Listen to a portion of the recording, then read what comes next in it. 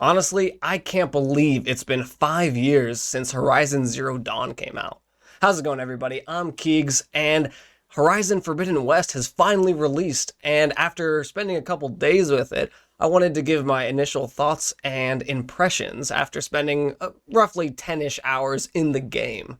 Now, this is not going to contain any story spoilers, so no worries there. Let's get into talking about Horizon Forbidden West. First off, I want to talk about one of the greatest things that this game has to offer, and that is the graphics. I mean, this game looks incredible. It's possibly the most beautiful game I've ever played. The environment is just really well crafted, and the weather effects look great. The plants are very lush, and the water is so smooth. And the character models, my god, these character models are awesome. A lot of games out there will make really beautiful looking scenery and then make these terrible character models that just really do not fit the vibe at all and kind of take you out of the experience every time you're in it. But that is by no means this game. This game, the characters fade perfectly into the other gorgeous scenery around. And I mean, just look at Aloy's character model alone. All of the different things and her gear that have separate movements as she walks and her clothes. It's top notch. No spoilers still, but I do want to mention that the story is awesome so far. There's already been moments that I've been surprised in, and we know where the previous game left off and how the world got to be this way, but there's still so many mysteries and epic looming threats that we have to figure out in this game. And Aloy is like my favorite female video game protagonist of all time, I think. I mean, she's entirely awesome, and it's like she doesn't even try. This game is really a continuation of the first one, and I struggle to even call it a sequel because it's more like the second half to the story. And it's kind of the way I'm going to feel, I think, about God of War when that comes out, because the first game felt like the first half of the story. They didn't really wrap it up. So it's kind of similar in this game as well, I think. The new machines have really cool designs, and I like a lot of them. And my god, those freaking birds, the flying ones, have been kicking my butt. I mean, not only are they strong and take a lot to bring down, but they can fly, so they're hard to hit, and then they can swoop down and like take your head off, and they have like fire bombs. Those guys are tough. You also have this thing called Valor, which can build up, and you can do like a special ability. I think my time in these fights would go a lot better if I could ever remember to use the Valor, but I think after playing a little more, I'm eventually going to get the hang of using it mid-fight, but for now, I just forget all the time. And also, you can charge up your staff by hitting people, but I don't know, maybe just me, but I'm having a really hard time with that. I feel like I'm hitting people a lot, and it's never charging, so I don't know what I'm doing wrong. Like, sometimes it'll charge, and then I'll get one off, but it feels like I just got lucky, and I can't do it with any kind of regularity, so maybe there's some technique that I'm really missing, but I thought I just had to hit them and that would charge it up over time, but I can't figure that out. They did kind of gloss over why you lost all your gear. Not that it really matters, because obviously they don't want you to start off with all the best gear and everything, but from the last game, they like mentioned it. They're like, hey, what happened to all your gear? And she's like, oh, I lost it, and I didn't go back for it. Like, that invincible armor wasn't worth it to go back and find, but, you know, it is what it is, and it wouldn't have been so much fun starting this game with an invincible armor, so I get the direction. The combat is really fun though, and if you play the first game, it's very similar to that. They didn't really change a whole lot there, which I'm okay with. I don't think you need to reinvent the wheel for every single game just to keep it fresh and new. I mean, if it worked, why try to fix it?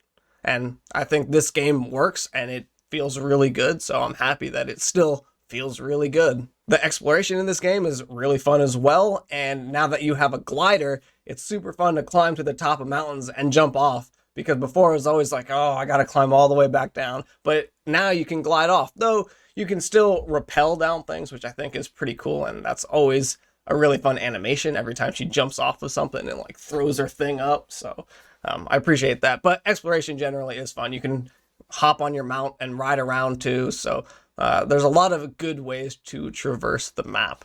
There are actually a lot of challenges in this game, and you have your classic hunter trials where you have to take out a bunch of machines using various tools and techniques and things, which is really fun. I do wish those were kind of instanced where my ammo and stuff remained my ammo, whereas in this, like, you can fail a mission, but you've also lost all your ammo and your gear and everything. You got to go craft it all, find materials or whatever. But, you know, I mean, that's kind of a nitpicky thing, but it is what it is. They also have these fighting pits in there too, where you can practice melee skills with other people, which I think is really fun. And if you get good enough, you can work your way up and fight like some boss fight pit dude, which I think is pretty cool. They also have this new game called Strike, and I'm not really into it because I'm not really into the games within games kind of thing. I'm sure some people are, and that's great. I just felt like this one was a little bit on the complicated side, and I'm just here to fight some machines, and I wanted to get back into the action. I will say, though, that I am going to be on the lookout for all those pieces because I do like to collect things like that in the games. I do have a couple other things that I'm not entirely thrilled with in the game. One of them being climbing. It's really weird because a lot of this game is climbable, but not all of the game. And a lot of the mountains look exactly the same. And some mountains that I can climb on, I can't climb on over here, even though they look identical. And I think, why can I not do this? Because I'm pretty sure it's the same model as that one over there. So without my focus, I would have been really confused. But I think the developers of the game knew that, and that's why they included the focus to highlight areas that you could climb on. So it's a compromise, and I'm happy with that compromise. But if you're someone that doesn't want to play with, like, your focus showing you exactly where to go and what to do all the time, you might get very confused with which walls you can climb on and which you can't. I also find myself getting lost in caves a lot, and I'm not sure if that's because I'm directionally challenged or because I'm looking around exploring the cave, not really paying attention, and it's just super easy to get turned around in. I also feel like I can never find the vista points, and I don't know, like, I'm always standing in the right spot, but it's like I have to, like, take 3 steps forward for it to, like, imprint, and I feel like it should give you a little more leeway, or at least be like, oh, you're getting close, you're getting warmer, and boom, you've hit it. But no, you just got to keep walking around and, like, repositioning yourself until you hit, like, the perfect angle, which I just find a little bit tedious. The last thing that really bugs me in this game, actually, is the item scrolling on the down D-pad button. Like, that is so annoying. Whenever I'm in a fight, I'm, like, looking for my smokes, and I've got to scroll through, like, 10 different items to find it, and I can never find it, and then I have a bunch of items that have 0 because I don't have any left of the item, but they're still showing up, and I have to scroll past them. Like, no, I'm in the middle of a boss fight. I don't want to call my mount. Why is that even an option? I wish there was a way to change that, or at least unequip certain items for different times, because when you're in, like, a really heated fight going back and forth, I don't want to spend all this time just scrolling through all the stuff that I want to find the thing that I need.